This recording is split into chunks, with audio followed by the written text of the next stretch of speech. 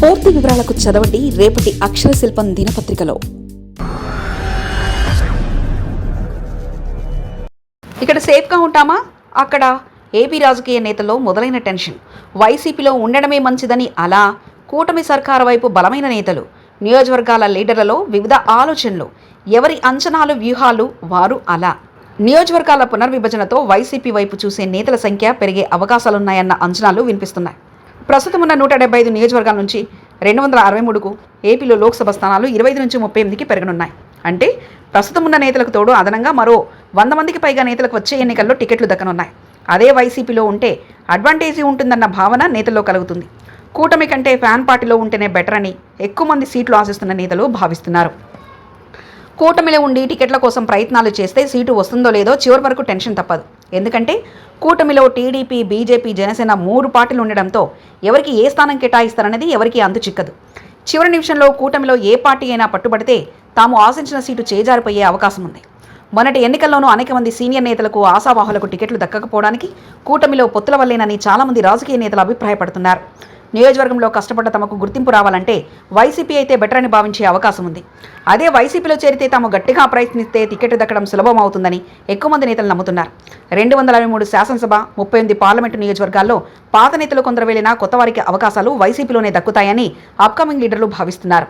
YCP సింగిల్గా పోటీ చేస్తున్నందుకు పోటీ తక్కువగా ఉంటుందన్న ఆలోచనలో ఉన్నారు. అందుకే ఇప్పుడు రానున్న కాలంలో ఎక్కువ మంది నేతలు వైసీపీ వైపు వచ్చే అవకాశం ఉందన్న అంచనాలు కూడా వినబడుతున్నాయి. టికెట్ దక్కాలంటే ఫ్యాన్ కంటే పదిలం మరేదీ ఉండదన్న భావన ఎక్కువ మందిలో కలుగుతుంది.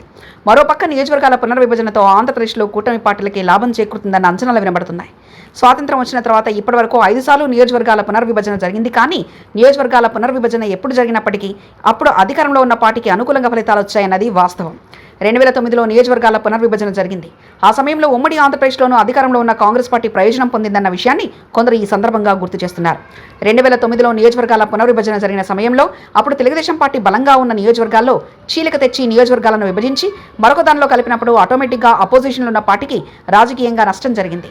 తెలుగుదేశం పార్టీ అనేక సార్లు గెలిచిన నియోజకవర్గాలను నాడు రద్దు చేయడంతో పాటు రిజర్వ్డ్ స్థానాలుగా మార్చడంతో నాడు టీడీపీ అధికారంలోకి రాలేకపోయిందన్న కామెంట్స్ కూడా వినబడుతున్నాయి. కొన్ని మండలాలను కూడా అటు ఇటు మార్చేసిన సందర్భాలున్నాయి. టీడీపీని నియోజకవర్గాల్లో బలహీనపరిచారన్న విమర్శలు వినిపించాయి. మాటూరు, ప్రత్తిపాడు, నందిగామ, కొవ్వూరు, చింతలపూడిలను ఎస్సీ రిజర్వ్డ్ నియోజకవర్గాలుగా మార్చారు. అయితే ఇప్పుడు నియోజకవర్గాలు పునర్విభజన జరిగినప్పుడు వైసీపీకి బలంగా ఉన్న నియోజకవర్గాలను రిజర్వ్డ్గా మార్చే అవకాశాలు లేకపోలేదు. అప్పుడు వైసీపీ బలహీనమవుతుంది. వైసీపీ బలమైన నేతలున్న నియోజకవర్గాలు రిజర్వ్డ్ స్థానాలుగా మారే ఛాన్స్ ఉంది. నాడు ఉమ్మడి ఆంధ్రప్రదేశ్లో నాటి కాంగ్రెస్ ప్రభుత్వం అమలు చేసిన విధానాన్ని నేడు వైసీపీని దెబ్బకొట్టేందుకు కూటమి సర్కార్ ప్రయత్నిస్తుందన్న గ్యారంటీ ఏమీ లేదు. ముఖ్యంగా ఎస్సీ, ఎస్టీ రిజర్వ్డ్ స్థానాలతో పాటు వైసీపీకి పట్టున్న బలమైన నియోజకవర్గాలు ఈసారి మారి దాన్ని బలహీనపరిచేందుకు కూడా అవకాశాలున్నాయి. అయితే 2009లో నియోజకవర్గాల పెంపు లేదు, ఉన్న నియోజకవర్గాల్లోనే రిజర్వేషన్ మార్చారు. అయితే ఇప్పుడు నియోజకవర్గాల సంఖ్య పెరుగుతుండడం ఎవరికి లాభం అనేది ప్రస్తుతం కాలమే నిర్ణయిస్తుంది. మరిన్ని కథనాల కోసం సబ్స్క్రైబ్ చేసుకోండి మీ అక్షర శిల్పం.